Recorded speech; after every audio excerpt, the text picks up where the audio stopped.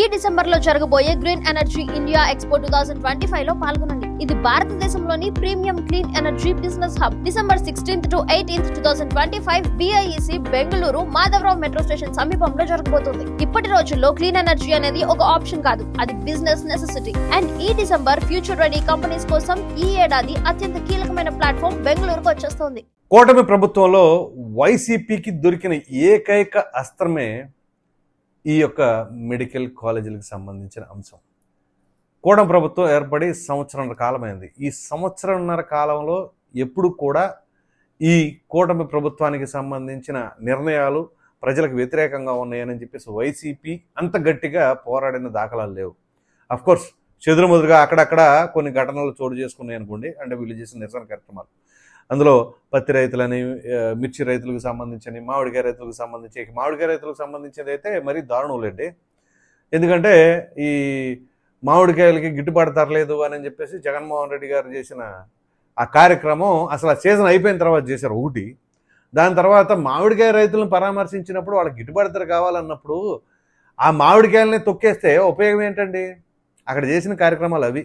సరే, అవన్నీ బూమరాంగ్ అయిపోయినాయి, అది వేరే విషయం. కానీ ఇక్కడ ప్రధానంగా వీళ్ళు మిగతా విషయాలు ఎక్కడ ఏం మాట్లాడడానికి ఆస్కారం లేకుండా పోయింది. కానీ ఈ మెడికల్ కాలేజీల విషయంలో మాత్రం కూటమి ప్రభుత్వం ఖచ్చితంగా డిఫెన్స్లో పడిపోయిందని చెప్పేసి అనుకోవాలి. ఎందుకంటే ఇప్పుడు కాదు, ఆ పీపీపీ విధానం అని చెప్పేసి ఎప్పుడైతే అన్నారో, పబ్లిక్ ప్రైవేట్ పార్ట్నర్షిప్ అని చెప్పేసి, దానికి గల కారణం ఏంటి? కూటమి ప్రభుత్వం చెబుతున్నది మన దగ్గర ఆర్థికంగా అంత పరిస్థితి లేదు కాబట్టి దాని సాయంతో పబ్లిక్ ఈ యొక్క ప్రోద్బలంతో కావచ్చు, వాళ్ళ సపోర్ట్తో కావచ్చు, ఈ రకంగా మనం చేస్తున్నాము అని చెప్పేసి వాళ్ళు చెప్తున్నారు. అంటే ఒక్కొక్క మెడికల్ కాలేజీకి 500 కోట్ల రూపాయలు కేటాయించవలసి వస్తుందని చెప్పేసి వీళ్ళ యొక్క వర్షన్. సో ఇప్పుడు మనకున్న ఈ ఖజానా లోటుతో ఈ ప్రకంగా చేయలేకపోతున్నాం కాబట్టి పీపీపీ విధానాన్ని తీసుకొచ్చాము, తప్పేం కాదు అనేది వాళ్ళ యొక్క వర్షం. వైసీపీ వాళ్ళు ఏం చెప్తున్నారు? మీరు ప్రజలకి, పేదవాళ్ళకి ప్రధానంగా ఈ యొక్క ఉచిత వైద్యం అనేది దూరం చేస్తారా అని చెప్పేసి అంటారు. ఉచిత వైద్యం, ఈ ఉచిత వైద్యాన్ని దూరం ఎందుకు చేస్తున్నామని, మేము అక్కడ ఎనీ టైం అవైలబిలిటీ ఉంటుంది అంటారు. వీళ్ళు చెప్తున్నది ఏంటి? అది కాదు అవైలబిలిటీ అని, మీరు ఓపీ వరకు ఫ్రీ అంటున్నారు కానీ ఇన్పేషెంట్గా డబ్బులు వసూలు చేస్తారని చెప్పేసి వైసీపీ చెబుతుంది. మరి వైసీపీ చెబుతున్న దానికి కూటమి ప్రభుత్వం తరపున ఏ ఒక్కళ్ళైనా సరే దాన్ని గట్టిగా కౌంటర్ చేశారా? పోనీ విడమర్చి ఇది కాదు, ఇది మీరు విష ప్రచారం చేస్తున్నారని చెప్పగలిగారా? చెప్పలా. అందుకనే కూటమి ప్రభుత్వం డిఫెన్స్లో పడింది ఈ పీపీపీ విధానంలో మెడికల్ కాలేజీలకు సంబంధించిన దాంట్లో అని. అయితే ఇక్కడ గమనించవలసిన అంశం ఏంటి? ఈ ఆరోగ్య శాఖ మంత్రి, హెల్త్ మినిస్టర్ ఎవరు? Satyakumar Yadav, BJP MLA. సరే, ఏ పార్టీ అయినా కూటమి కాబట్టి ఆయన దీనిపైన గట్టిగా సమాధానం చెప్పాలి. ఆయనతో పాటుగా పార్టీ క్యాడర్ కూడా వాళ్ళకి బాధ్యతలు లేవా? ఇది కాదు ఇదని ఎందుకు చెప్పలేకపోతున్నారంటే వాళ్ళు విమర్శిస్తున్నది వాస్తవం అని చెప్పేసి అర్థం చేసుకోవాలా? నిజంగానే కూటమి ప్రభుత్వం డిఫెన్స్లో పడిపోయిందని చెప్పేసి అనుకోవాలా? ఇలా అనేక రకాలైన ప్రశ్నలు అయితే తలెత్తుతూ ఉన్నాయి. ఆ విధంగా ఇక్కడ ఈ మెడికల్ కాలేజీలకు సంబంధించిన దాంట్లో ఒక్కొక్క మెడికల్ కాలేజీకి 500 కోట్లు అవుతాయి అని చెప్పేసి అంటున్నారు. సరే, ఓకే, 500 కోట్లు. జగన్మోహన్ రెడ్డి గారి హయాంలో 17 మెడికల్ కాలేజీలు తీసుకొచ్చాము. అఫ్కోర్స్ ఆ పిల్లర్స్ లెగిసినాయా, లేదా కొంతవరకే పని అయిందా, 20% పని అయిందా, అది కాదు. వాళ్ళు దాని గురించి అక్కడ మాట్లాడట్లా.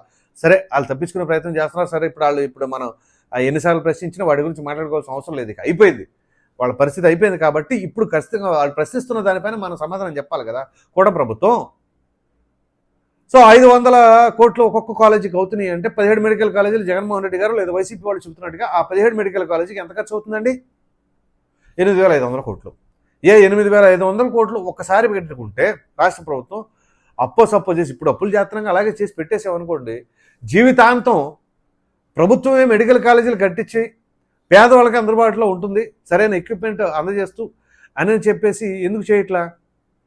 ఖజానాలో డబ్బులు లేవా? అదేమిటి అంటే, ఖజానాలో డబ్బులు లేనప్పుడు ఇష్టానురీతిగా అలా ఉచిత హామీలు ఇవ్వడం దేనికి? ఎందుకు ఆ ఉచిత హామీలు? ఏంటంటే ఆ ఉచితాలు ఏమన్నా ఉపశాపం ఉందా? అప్పుడు జగన్మోహన్ రెడ్డి ఇచ్చి ఇప్పుడు కూటమి ప్రభుత్వం ఇచ్చి ఏం చేయాలని? రాష్ట్ర ఖజానాని దివాళా తీయటానిక?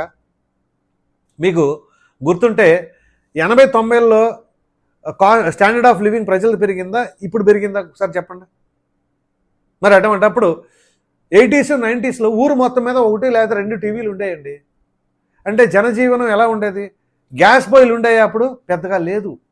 ఎవరికి వాళ్ళు రోజువారీ కష్టం మీద ఆధారపడి బతుకుతారు. ఇప్పుడు అటువంటి పరిస్థితి లేదు. మరి అప్పటికి ఇప్పటికి తేడా ఏంటి? అప్పుడేమో ఉచితాలు ఉండాల్సిన టైంలో లేవు, ఇప్పుడు ఉచితాలు అవసరం లేరు అన్న టైంలో ఉచితాలు ఎక్కువైపోయినాయి. మీరు చాలా జాగ్రత్తగా గమనించండి ఈ విషయాన్ని. ఎందుకంటే ఇది ఆషామాషి వ్యవహారం కాదు.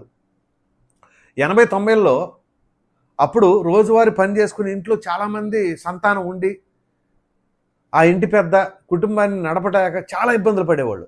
ప్రభుత్వం ఎటువంటి సహకారం ఉండేది? మహా ఉంటే రేషన్ బియ్యం ఉండేవి, అంతకుమించి ఇంకేం ఉండే కాదు. ఇప్పుడు రేషను, నెయ్యి అంటారు, నూనె అంటారు, పంచదార అంట, రాగిలో అన్ని ఇస్తున్నారు. మరి అప్పుడు ఎందుకు ఇవ్వాలా?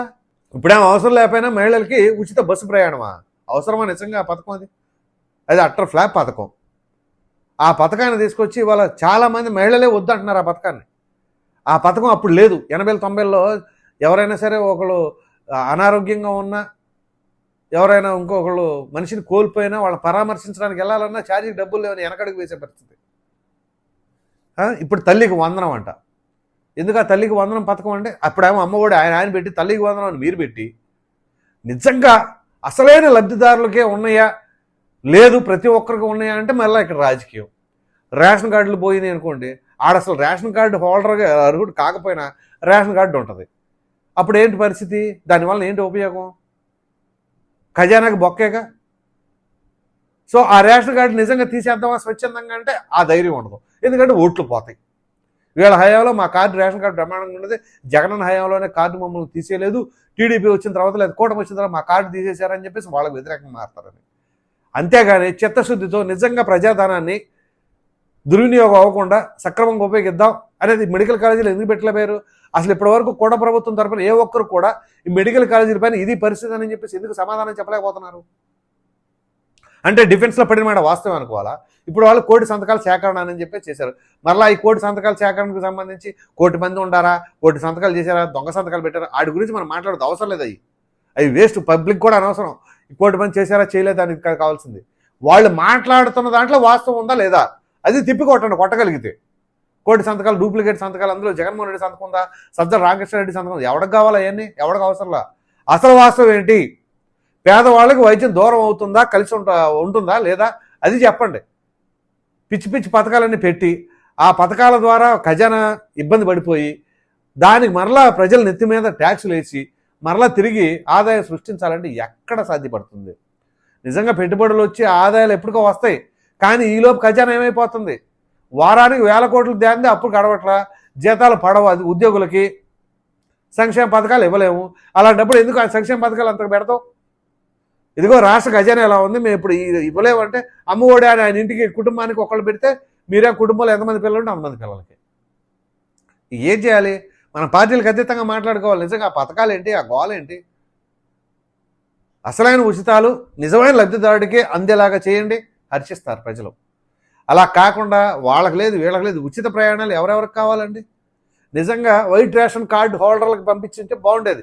ఆధార్ కార్డు ఉంటే చాలు, వెళ్ళిపోవడమే మీరు ఫ్రీ. వైట్ రేషన్ కార్డు వాళ్ళు అంటే ఆర్థికంగా స్థితిగతులు కాబట్టి వాళ్ళకి ఇవ్వండి పోనీ.